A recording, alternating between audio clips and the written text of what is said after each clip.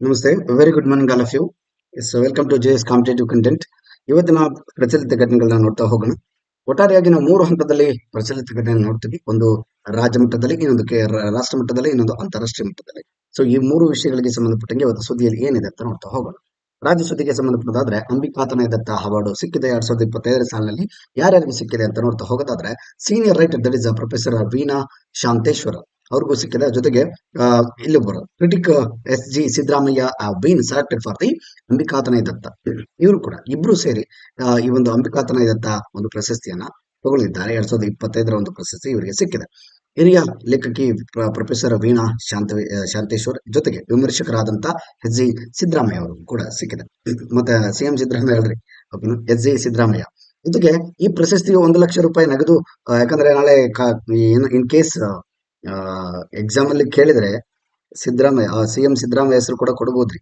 ಆ ಒಂದು ಕಾರಣಕ್ಕೆ ಹೇಳಿದೆ SG ಸಿದ್ದರಾಮಯ್ಯ ಅವರು. ಓಕೆ, 1 ಲಕ್ಷ ನಗದು ರೂಪಾಯಿ ಇರ್ತಾರೆ. ನಗದು ಪ್ರಶಸ್ತಿ ಮತ್ತು ಪತ್ರವನ್ನು ಕೂಡ ಕೊಡಲಾಗುತ್ತೆ, ಪ್ರಮಾಣ ಪತ್ರವನ್ನು. Right, S.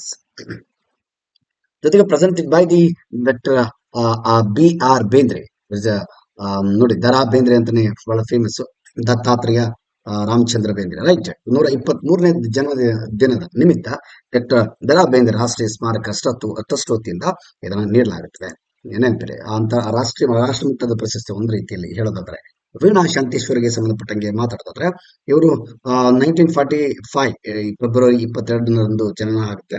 ಇವರ ತಾಯಿ ಹಿಂದಿರಾ, ಜೊತೆಗೆ ತಂದೆ ಬಲರಾಮಾಚಾರ್ಯ ಯಲಬುರ್ಗಿಯವರ ಒಂದು ರಸಾಯನಶಾಸ್ತ್ರ ಉಪನ್ಯಾಸಕರಾಗಿದ್ರು ಯಲಬುರ್ಗಿಯಲ್ಲಿ. ಇವ್ರ ಬಗ್ಗೆ ಇನ್ನು ಹೆಚ್ಚಿನ ವಿಚಾರ ನೋಡೋದಾದ್ರೆ 5 ಕಥಾಸಂಕಲನಗಳನ್ನು ಬರೆದಿದ್ದಾರೆ. ಜೊತೆಗೆ ಇವರ ಮೊದಲ ಕಥಾಸಂಕಲನ ಮುಳ್ಳುಗಳು ಅಂತೇಳಿ. ಇವರು ಕವಲು ಕಥಾಸಂಕಲನಕ್ಕೆ ರಾಜ್ಯ ಪ್ರಶಸ್ತಿ ಕೂಡ ಸಿಕ್ಕಿದೆ.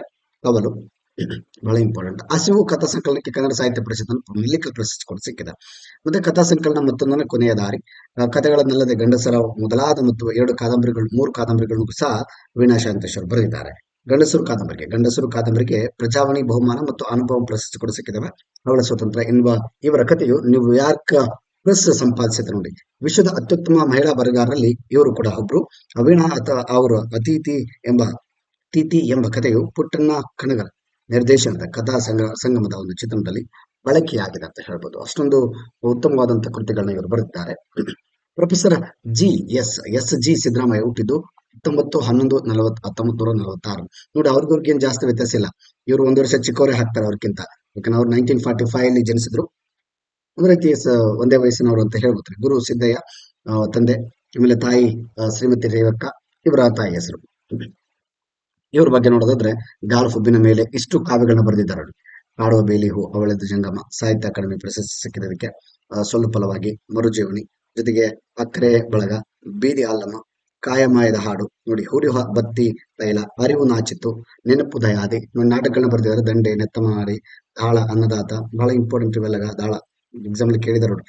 ಕರ್ನಾಟಕ ಸಾಹಿತ್ಯ ಅಕಾಡೆಮಿ ಬಹುಮಾನ ಪ್ರಶಸ್ತಿ ಕೂಡ ಸಿಕ್ಕಿದೆ 3 ಬಾರಿ. ಜೊತೆಗೆ ಇಲ್ಲಿ GS ರುದ್ರಪ್ಪ ಕಾವ್ಯ ಪ್ರಶಸ್ತಿ ಕೂಡ ಸಿಕ್ಕಿದೆ. ಪೂತಿನ ಕಾವ್ಯ ಪ್ರಶಸ್ತಿ ಕೂಡ ಸಿಕ್ಕಿದೆ. ಅಂಬಿಗರ ಚೌಡಯ್ಯ ಹೊಂದುವುದು, ಮತ್ತೆ ಎಡೆಗುಂಟೆ ಗೆಣಸಾಲು, ಕೇಳಿಲ್ಲವಾಗಿ, ಸಾಲ್ಬಾಳಿ, ನಿಶ್ಶಬ್ದ ಹಾಡು, ಜಾಡು, ಕನ್ನಗಾಯದ ಕಾಳುದಾರಿಗಳು, ಅನುಭವ ಕಥನ, ಜೊತೆಗೆ ಕನ್ನಡ ಪುಸ್ತಕ ಜಗತ್ತು. ಈ ರೀತಿಯಲ್ಲಿ ಇಷ್ಟು ಪುಸ್ತಕಗಳನ್ನ ಇವರು ಬರೆದಿದ್ದಾರೆ.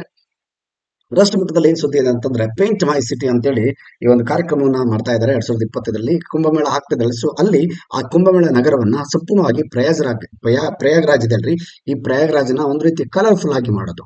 ಪೇಂಟ್ ಮೈ ಸಿಟಿ, ಎಲ್ಲದಕ್ಕೂ ಕೂಡ ಒಂದು ರೀತಿ ಕ್ಲೀನ್ ಆಗಿ ಕಾಣೋದಕ್ಕೆ ಎಲ್ಲ ಕಡೆ ಪೇಂಟ್ ಬೆಳೆಯೋದು ಇದರ ಒಂದು ಉದ್ದೇಶ. ಇದು 2019 ಜಾರಿ ಆಕ್ಚುಲಿ ಇದರ ಒಂದು ಥೀಮ್ ರೆಡಿ ಆಗುತ್ತೆ. 2019 ಇದಕ್ಕೆ ಸಂಬಂಧಪಟ್ಟಂಗೆ ಮುಂದಾಲೋಚನೆ ಇಟ್ಕೊಂಡು ಅಲ್ಲೇನೆ ಶುರು ಮಾಡ್ತಾರೆ ಕಾರ್ಯಕ್ರಮವನ್ನು.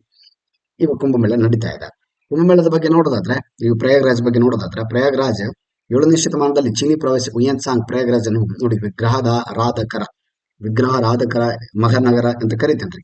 ಒಂದು ಬ್ರಾಹ್ಮಣ ಸಂಪ್ರದಾಯಗಳನ್ನು ಪ್ರತಿಬಿಂಬಿಸ್ತದೆ ಇದು. ಜೊತೆಗೆ ಈ ಪ್ರದೇಶದ ಮೂಲಕ ಗ್ರ್ಯಾಂಡ್ ಟ್ರಂಕ್ ರಸ್ತೆಯನ್ನು ನಿರ್ಮಿಸಿದ ಶೇರ್ಷಾ ಅಡಿಯಲ್ಲಿ ಇದರ ಪ್ರಾಮುಖ್ಯತೆ ಕೂಡ ಬೆಳೆಯುತ್ತೆ. ನೆನಪಿಲ್ಲಿ, ಇದರ ಮಾರ್ಗವಾಗಿ ಗ್ರ್ಯಾಂಡ್ ಟ್ರಂಕ್ ಒಂದು ರಸ್ತೆಯನ್ನು ನಿರ್ಮಾಣ ಮಾಡ್ತಾನೆ ಶೇರ್ಷಾ.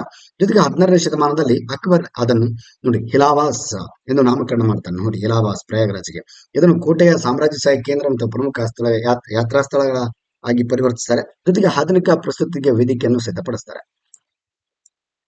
ನೆಕ್ಸ್ಟ್ ನೋಡೋದಾದ್ರೆ ಹಿಮಕವಚ ಅಂತೇಳಿ ಒಂದು ಹಿಮಕವಚವನ್ನು ರೆಡಿ ಮಾಡಿದ್ದಾರೆ ನೋಡಿ. ಈ ರೀತಿಯಾಗಿ ಹಿಮಕವಚ ಇರುತ್ತೆ. ಅಂದ್ರೆ ಹಿಮಾಲಯ ಪ್ರದೇಶದಲ್ಲಿ ನಮ್ಮ ಸೈನಿಕರು ಆಮ್, ಶತ್ರು ದೇಶಗಳ ಜೊತೆ ಯುದ್ಧ ಮಾಡ್ಲಿಕ್ಕೆ ಬಹಳಷ್ಟು ಕಷ್ಟ ಆಗುತ್ತೆ. ಅಲ್ಲಿ ಕೂಡ ಹಿಮ ಪ್ರದೇಶದಲ್ಲಿ ಇರಬೇಕಂದ್ರೆ ಅಷ್ಟು ಈಸಿ ಅಲ್ಲ ರೀ. ಸೊ ಅವರ ರಕ್ಷಣೆಗಾಗಿ ಇಲ್ಲಿ ಹಿಮಕವಚ ಅನ್ನೋ ಒಂದು ವಸ್ತು ಏನು ಕೋಟ್ ಅನ್ನ ರೆಡಿ ಮಾಡಿದ್ದಾರೆ. ಆ ಕೋಟ್ ಬಹಳ ಒಂದು ಟೆಂಪರೇಚರ್, ಈ ತಾಪಮಾನವನ್ನು ಸಾರಿ, ಈ ಒಂದು ಏನು ಜಾಸ್ತಿ ಇಲ್ಲಿ ಇದಿರುತ್ತೆ ನೋಡ್ರಿ, ಕೋಲ್ಡ್ ಇರುತ್ತೆ. ಸೊ ಆ ಒಂದು ಕೋಲ್ಡ್ ಅನ್ನ ತಡೆಗಟ್ಟಲಿಕ್ಕೆ ಈ ಕೋಟ್ ಬಹಳ ಪ್ರಮುಖವಾಗುತ್ತೆ. ನೆನಪಿಲ್ಲಿ ಎಷ್ಟು ಒಂದು ಕೋಲ್ಡ್ ಅನ್ನ ಇದು ತಡ್ಕೊಳ್ಳುತ್ತೆ ಅಂತಂದ್ರೆ ನೋಡಿ, ಹಿಮಕವಚನ್ನು 20 ಡಿಗ್ರಿ ಸೆಲ್ಸಿಯಸ್ ಮತ್ತು -60 ಡಿಗ್ರಿ ಸೆಲ್ಸಿಯಸ್ ವರೆಗಿನ ತಾಪಮಾನವನ್ನು ತಡೆದುಕೊಳ್ಳುವಂತೆ ವಿನ್ಯಾಸಗೊಳಿಸಲಾಗುತ್ತೆ ನೋಡಿ. ಇದನ್ನು ಯಾರು ವಿನ್ಯಾಸಗೊಳಿಸ್ಯಾರ? DRDO ನೋಡಿ, defence research and also development organisation. ಇವರು ಈ ಒಂದು ಹಿಮಕವಚವನ್ನ ರೆಡಿ ಮಾಡಿದ್ದಾರೆ. ನೆನಪಿಲ್ಲಿ ಎಕ್ಸಾಮ್ ಅಲ್ಲಿ ಯಾವ ತರ ಬೇಕಾದ್ರೂ ಕೇಳಬಹುದು. ಮತ್ತೆ ಎಂಪವರ್ ಬ್ರಿಡ್ಜ್ ಅಂತೇಳಿ, ಎಂಪವರ್ ಅಂತ ನೋಡಿ, ಎಂಪವರ್ ಬ್ರಿಡ್ಜ್ ಅಂತೇಳಿ ನೋಡಿ. ಇದೇನಂತಂದ್ರೆ ಮಹಿಳೆಯರಿಗೆ ಸಂಬಂಧಪಟ್ಟಂತ ಒಂದು ಥೀಮ್ ರೀ, ಒಂದು ಕಾರ್ಯಕ್ರಮ. ಈ ಮಹಿಳೆಯರ ಒಂದು ಸಬಲೀಕರಣವನ್ನು ಮಾಡೋದಕ್ಕೆ, ಮಹಿಳೆಯರ ಸಬಲೀಕರಣ ಮಾಡಲಿಕ್ಕೆ ಈ ನಿಟ್ಟಿನಲ್ಲಿ ಎಂಪವರ್ ಬ್ರಿಡ್ಜ್ ಅನ್ನೋ ಒಂದು ಕಾರ್ಯಕ್ರಮವನ್ನು ಮಾಡಿದ್ದಾರೆ ನೋಡಿ. ಇದನ್ನ ನೋಡಿ, ದ ವುಮೆನ್ ಎಂಪವರ್ಮೆಂಟ್ ಅಥವಾ women entrepreneurship platform of NITI Aayog. NITI Aayog ಏನು ಸಿದ್ಧಪಡಿಸ್ತಲ್ರಿ ವುಮೆನ್ಸ್ ಗೆ ಸಂಬಂಧಪಟ್ಟಂಗೆ ಸೆಪರೇಟ್ ಆದಂತ ಒಂದು ವೇದಿಕೆ ಅಂತ ಹೇಳ್ಬೋದ್ರಿ.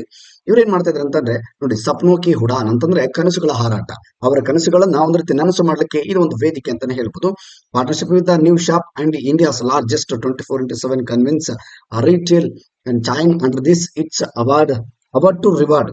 ಓಕೆನಾ, ಅವಾರ್ಡ್ ಟು ರಿವಾರ್ಡ್ ಅನ್ನೋ ಪ್ರೋಗ್ರಾಮ್ ಕೂಡ ಹಮ್ಮಿಕೊಂಡಿದ್ದಾರೆ. ಅಂದ್ರೆ ಅವರಿಗೆ ಒಂದು ಏನು ಪ್ರಶಸ್ತಿಗೆ ತಕ್ಕಂತೆ ಬಹುಮಾನ ಅಂತ. ಸಂಘಟಿತ ಚಿಲ್ಲರೆ ವ್ಯಾಪಾರ ಕ್ಷೇತ್ರದಲ್ಲಿ ಯಶಸ್ವಿಯಾಗಲು ಅಗತ್ಯವಾದ ಕೌಶಲ್ಯ ಮತ್ತು ಸಂಪನ್ಮೂಲಗಳೊಂದಿಗೆ ಮಹಿಳಾ ಉದ್ಯಮಗಳನ್ನು ಸಜ್ಜುಗೊಳಿಸುವ ಗುರಿಯನ್ನು ಈ ಉಪಕ್ರಮ ಹೊಂದಿದೆ. ಒಟ್ಟಾರೆಯಾಗಿ ಹೇಳೋದಾದ್ರೆ ಮಹಿಳಾ ಸಬಲೀಕರಣವನ್ನು ಮುಂದಾಲೋಚನೆ ಇಟ್ಕೊಂಡು ಆ ಒಂದು ಕಾರ್ಯಕ್ರಮವನ್ನು ಹಮ್ಮಿಕೊಂಡಿದ್ದಾರೆ. ಜೊತೆಗೆ ನೋಡಿ, ಇಲ್ಲಿ ಡಿಜಿಟಲ್ ಆಗಿರ್ಬೋದು, ಡಿಜಿಟಲ್ ಪರಿಕರಗಳು, ಜೊತೆಗೆ ಆರ್ಥಿಕ ಸಾಕ್ಷರತೆ, ವ್ಯವಹಾರ ಅಭಿವೃದ್ಧಿ ಒಳಗೊಂಡ ಮಾರ್ಗದರ್ಶನ ಮತ್ತು ಸಮಗ್ರ ತರಬೇತಿ ಇಲ್ಲಿ ನೀಡಲಾಗುತ್ತೆ. ಟ್ರೈನಿಂಗ್ ಕೊಡ್ತಾರೆ.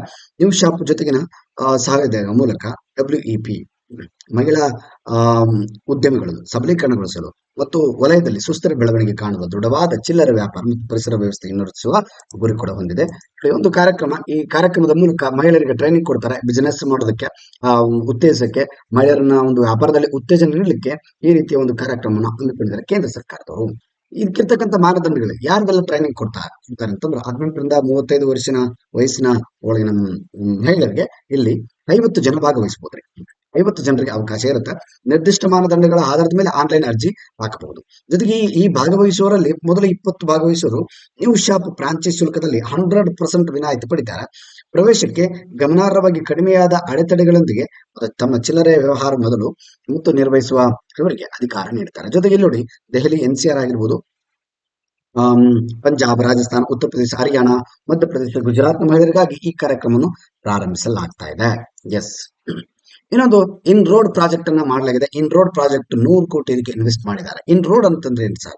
Indian natural rubber operation for assisted development ಅಂತೇಳಿ ರಬ್ಬರ್ಗೆ ಸಂಬಂಧಪಟ್ಟಂಗೆ, ರಬ್ಬರ್ ಮ್ಯಾನುಫ್ಯಾಕ್ಚರ್ಗೆ ಸಂಬಂಧಪಟ್ಟಂಗೆ ಇಲ್ಲಿ ಒಂದು ಪ್ರಾಜೆಕ್ಟ್ ಅನ್ನು ರೆಡಿ ಮಾಡಿದ್ದಾರೆ. ಇದಕ್ಕೆ 100 ಕೋಟಿ ಒಂದು ವ್ಯವಹಾರ ಇನ್ವೆಸ್ಟ್ ಅನ್ನ ಮಾಡಲಾಗ್ತಾ ಇದೆ.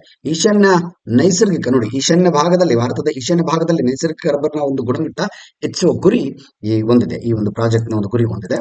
ಜೊತೆಗೆ ಇದು ರಬ್ಬರ್ ಬೆಳೆಗಾರರಿಗೆ ಕೌಶಲ್ಯ ಅಭಿವೃದ್ಧಿ ಮತ್ತು ಟೈರ್ ತಯಾರಕರು ಮತ್ತು ರಬ್ಬರ್ ರೈತರ ನಡುವೆ ಸಹಯೋಗ. ರಬ್ಬರ್ ಅನ್ನ ಒಂದು ರೀತಿ ಇಲ್ಲಿ ಅಂತಾರಾಷ್ಟ್ರ ಮಟ್ಟದಲ್ಲಿ ಪ್ರಸ್ತುತಪಡಿಸಲಿಕ್ಕೆ, ಜೊತೆಗೆ ಈಶಾನ್ಯ ಭಾರತದಲ್ಲಿ ಇರ್ತಕ್ಕಂಥ ರಬ್ಬರ್ ಮ್ಯಾನುಫ್ಯಾಕ್ಚರ್ ಅನ್ನ ಇನ್ನೂ ಬಲಿಷ್ಠ ಮಾಡಲಿಕ್ಕೆ ಈ ಒಂದು ಉದ್ದೇಶವನ್ನ ಹೊಂದಿದ್ದಾರೆ. ಈ ಒಂದು ಯೋಜನೆಗೆ 4 ಪ್ರಮುಖ ಕಂಪನಿಗಳು ಸಹಕಾರ ಕೊಡಲಿವೆ. ಒಂದು ಅಪೋಲೋ, CH ಮತ್ತೆ JK ಟೈರ್ ಆಗಿರ್ಬೋದು, MRF ಟೈರ್ ಆಗಿರ್ಬೋದು, ಕಂಪನಿಗಳು, ಇವೆಲ್ಲ ಟೈರ್ ಕಂಪನಿಗಳು ರೀ. ಟೈರ್ಗಳನ್ನ ತಯಾರಿಸಲಿಕ್ಕೆ ಅಂತಾರಾಷ್ಟ್ರೀಯ ಮಟ್ಟದಲ್ಲಿ ಇವುಗಳನ್ನ ಒಂದು ರೀತಿ ಪ್ರಸ್ತುತಪಡಿಸ್ತಾರೆ ಅಂತ ಹೇಳ್ಬೋದು. ಆರ್ಥಿಕವಾಗಿ ಬೆಂಬಲ ಇವುಗಳು ನೀಡ್ತಾ ಇದ್ದಾವೆ. ಇಲ್ಲಿ ಕೇಂದ್ರ ಸರ್ಕಾರದ ಒಂದು ಯೋಜನೆಗೆ ಪ್ರೈವೇಟ್ ಕಂಪನಿಗಳು ಇಲ್ಲಿ ನೀಡ್ತಾ ಇದ್ದಾರೆ ಆರ್ಥಿಕ ಒಂದು ಬೆಂಬಲ. ಇದರ ಅನುಷ್ಠಾನವನ್ನು ಭಾರತೀಯ ರಬ್ಬರ್ ಮಂಡಳಿ, ಓಕೆನಾ, that is rubber board of India, ಇದರ ಒಂದು ಅಭಿವೃದ್ಧಿಯನ್ನ ನೋಡ್ಕೊಳ್ಳುತ್ತೆ. ಎಕ್ಸಾಮ್ ಅಲ್ಲಿ ಕೇಳಬಹುದ್ರಿ. ರಬ್ಬರ್ ಮಂಡಳಿ ಅಥವಾ ರಬ್ಬರ್ಗೆ ಸಂಬಂಧಪಟ್ಟಂಗೆ ಇನ್ ರೋಡ್ ಇದು ಯಾವುದಕ್ಕೆ ಸಂಬಂಧಪಟ್ಟಿದೆ, ಅಥವಾ ಈ ಇನ್ ರೋಡ್ ಅನ್ನ ಯಾರು ಅಭಿವೃದ್ಧಿ ಪಡಿಸ್ತಾ ಇದ್ದಾರೆ ನೋಡಿ. ಕನ್ಸ್ಯೂಮರ್ ಪ್ರೈಸ್ ಇಂಡೆಕ್ಸ್ ಅನ್ನ ನಿನ್ನೆ ಬಿಡುಗಡೆ ಮಾಡಲಾಗಿದೆ. ಡಿಸೆಂಬರ್ 2024 ಒಂದು ಕನ್ಸ್ಯೂಮರ್ ಪ್ರೈಸ್ ಇಂಡೆಕ್ಸ್ ಅನ್ನ ಬಿಡುಗಡೆ ಮಾಡಿದ್ದಾರೆ. ಇಲ್ಲಿ ಯಾವ ರೀತಿ ಕಳಪೆ ಮಟ್ಟ ತೋರಿಸಿದೆ ಅಥವಾ ಒಳ್ಳೆ ಒಂದು ಪರ್ಫಾರ್ಮೆನ್ಸ್ ಅನ್ನು ತೋರಿಸಿದೆ ಭಾರತ ಅನ್ನಲಿಕ್ಕೆ ಈ ಒಂದು ಚಾರ್ಟ್ ಮುಖಾಂತರ ನೀವು ನೋಡ್ಬೋದ್ರಿ.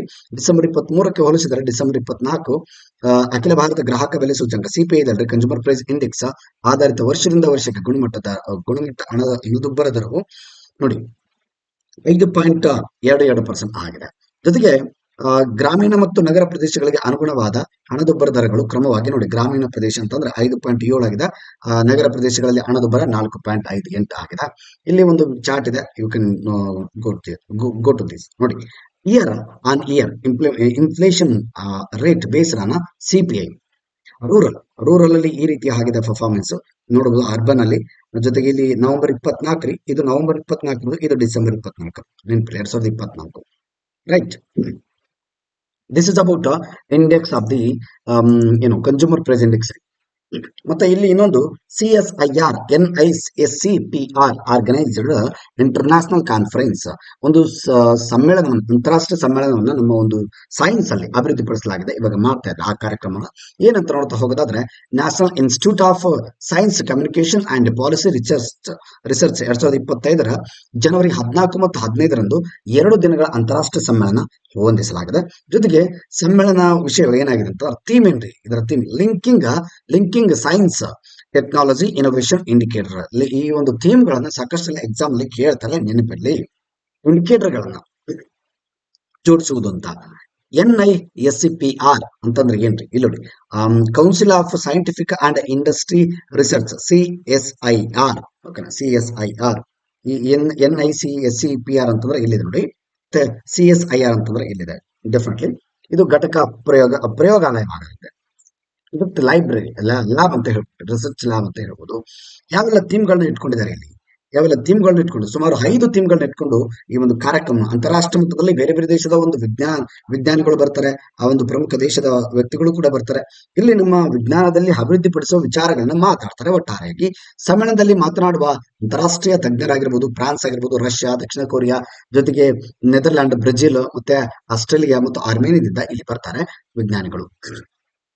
ಜರ್ಮನಿ, ಮೆಕ್ಸಿಕೋ ಮತ್ತೆ ನೆದರ್ಲ್ಯಾಂಡ್ ವಿಜ್ಞಾನಿ ಕೌನ್ಸಿಲರ್ ಕೂಡ ಇಲ್ಲಿ ಬರ್ತಾರೆ, ಅವರು ಕೂಡ ಬರ್ತಾರೆ.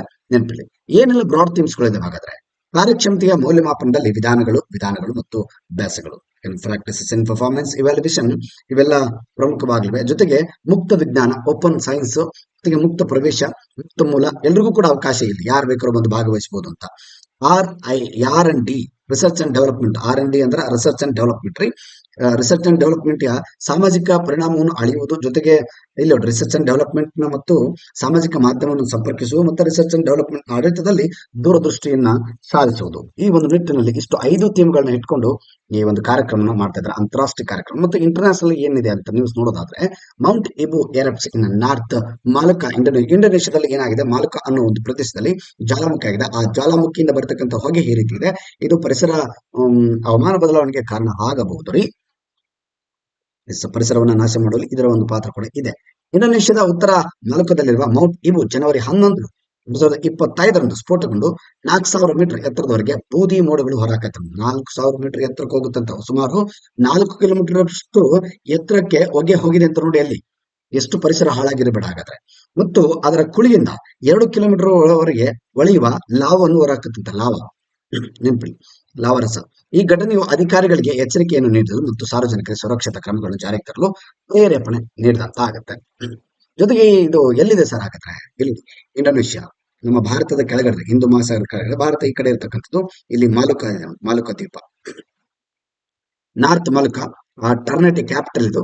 ಏರಿಯಾ ನೋಡಿ ಇಷ್ಟು ಸ್ಕ್ವೇರ್ ಕಿಲೋಮೀಟರ್ ಇದೆ. ಜೊತೆಗೆ ಪಾಪ್ಯುಲೇಷನ್ ಎಷ್ಟಿದೆ ಅಂತಂದ್ರೆ ನೋಡಿ 11,41,561 2014 ಒಂದು ಜನಗಣತಿ ಪ್ರಕಾರ. India and Mongolia for mining partnership. Mongolia ಮತ್ತು ಇಂಡಿಯಾದ ಜೊತೆ ಏನಾಗ್ತದೆ ಅಂತಂದ್ರೆ ಒಂದು ಮೈನಿಂಗ್ ಒಪ್ಪಂದ ಆಗ್ತದೆ, ಗಣಿ ಒಪ್ಪಂದ ಮಾಡ್ತಾ ಇದ್ದಾರೆ. ಸುದ್ದಿ ವರದಿಗಳ ಪ್ರಕಾರ ಭಾರತವು ಮಂಗೋಲಿಯಾದೊಂದಿಗೆ ಪ್ರಾಥಮಿಕ ಒಪ್ಪಂದಕ್ಕೆ ಸಹಿ ಹಾಕಲು ಸಜ್ಜಾಗಿದೆ.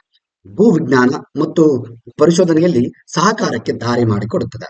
ಜೊತೆಗೆ ಈ ಬೆಳವಣಿಗೆಯು ಭಾರತದ ಬೆಳೆಯುತ್ತಿರುವ ಇಂಧನ ನಿರ್ಮಾಣ ಮತ್ತು ಉಕ್ಕಿನ ವಲಯಕ್ಕೆ ನಿರ್ಣಾಯಕವಾಗಿರುವ ತಾಮ್ರ ಮತ್ತು ಕೋಕಿಂಗ್ ಕಲ್ಲಿದ್ದಲು ಪ್ರವೇಶವನ್ನು ಹೆಚ್ಚುವ ಒಂದು ನಿರೀಕ್ಷೆ ಇದೆ. ಇವರಿಬ್ಬರು ಸೇರಿ ಜಂಟಿಯಾಗಿ ಈ ಒಂದು ಮೈನಿಂಗ್ ಅನ್ನ ಮಾಡ್ತಾರೆ. ಎಲ್ಲಿದೆ ಸರ್ ಮಂಗೋಲಿಯಾ ಹಾಗಾದ್ರೆ? ಮಂಗೋಲಿಯಾ ಇರತಕ್ಕಂಥದ್ದು ಇಲ್ಲಿ ಚೀನಾದ ಒಂದು ಮೇಲೆ, ರಷ್ಯಾದ ಕೆಳಗಡೆ ಅಂತ ಹೇಳ್ಬೋದು. ಜೊತೆಗೆ ನಮ್ಮ ಭಾರತ ಇಲ್ಲಿ ಇರ್ತಕ್ಕಂಥದ್ದು ನೋಡಿ. 1955ರಲ್ಲಿ ರಾಜತಾಂತ್ರಿಕ ಸಂಬಂಧಗಳನ್ನ ಸ್ಥಾಪಿಸುತ್ತೆ. ಮಂಗೋಲಿಯಾ ಮತ್ತು ಇಂಡಿಯಾ ನಡುವಿರ್ತಕ್ಕಂಥ ಸಂಬಂಧಗಳು. ಭಾರತವು ಮಂಗೋಲಿಯಾದೊಂದಿಗೆ ರಾಜತಾಂತ್ರಿಕ ಸಂಬಂಧಗಳನ್ನು ಸ್ಥಾಪಿಸಿದ ಈಸ್ಟರ್ನ್ ಬ್ಲಾಕ್ ನ ಹೊರಗೆ ಮೊದಲು ದೇಶವಾಗಿದೆ. ಜೊತೆಗೆ ಅಂದಿನಿಂದ 1973, 94, 2001, 2004ರಲ್ಲಿ ಉಭಯ ದೇಶಗಳ ನಡುವೆ ಪರಸ್ಪರ ಸ್ನೇಹ ಮತ್ತು ಸಹಕಾರದ ಒಪ್ಪಂದಗಳು ನಡೆದಿವೆ. ಇದು ಇತಿಹಾಸ ಪೂರ್ವದಿಂದಲೂ ಕೂಡ ಮಂಗೋಲಿಯಾ ಮತ್ತು ಭಾರತ ದೇಶದ ಒಂದು ಸಂಬಂಧ ಬಹಳಷ್ಟು ಇದೆ. ಓಕೆನಾ. ಇತಿಹಾಸದಲ್ಲಿ ಈವನ್ ಮೊಘಲರ ಕಾಲದಲ್ಲಿ, ದೆಹಲಿ ಸುಲ್ತಾನರ ಕಾಲದಲ್ಲಿ ಬಹಳಷ್ಟು ಬದಲಾವಣೆಗಳು ಆಗ್ತವೆ. ಇವರು ಮತ್ತು ಭಾರತದ ಜೊತೆ ಬಹಳಷ್ಟು ಒಂದು ಸಂಬಂಧಗಳು ಬೆಳೆಯುತ್ತವೆ ಅಂತ ಹೇಳ್ಬೋದು. ಥ್ಯಾಂಕ್ ಯು ರೀ. Any this is today's current affairs. ಇನ್ನೂ ಹೆಚ್ಚಿನ ಗುಣಮಟ್ಟದ ಒಂದು ಕರೆಂಟ್ ಅಫೇರ್ಸ್ ಮಾತಾಡಲಿಕ್ಕೆ ನಾನು ಪ್ರಯತ್ನ ಪಡ್ತೀನಿ. ಡೆಫಿನೆಟ್ಲಿ ನಿಮ್ಮ ಸಹಕಾರ, ಒಂದು ಸಪೋರ್ಟ್ ಬಹಳ ಮುಖ್ಯವಾಗುತ್ತೆ ನನಗೆ. ಏನೆಲ್ಲ ಸರಿ ತಪ್ಪುಗಳಿದಾವೆ ದಯವಿಟ್ಟು ನಿಮ್ಮ ಒಂದು ಕಮೆಂಟ್ ಬಾಕ್ಸ್ ಅಲ್ಲಿ, ಯೂಟ್ಯೂಬ್ ಅಲ್ಲಿ ಕಮೆಂಟ್ ಬಾಕ್ಸ್ ಅಲ್ಲಿ ನೀವು ಮಾಡಬಹುದ್ರಿ. ಆ ಸಲಹೆಗಳನ್ನ ನಾನು ಸ್ವೀಕರಿಸಲು ಸಿದ್ಧನಿದ್ದೇನೆ. Yes, definitely. Thank you.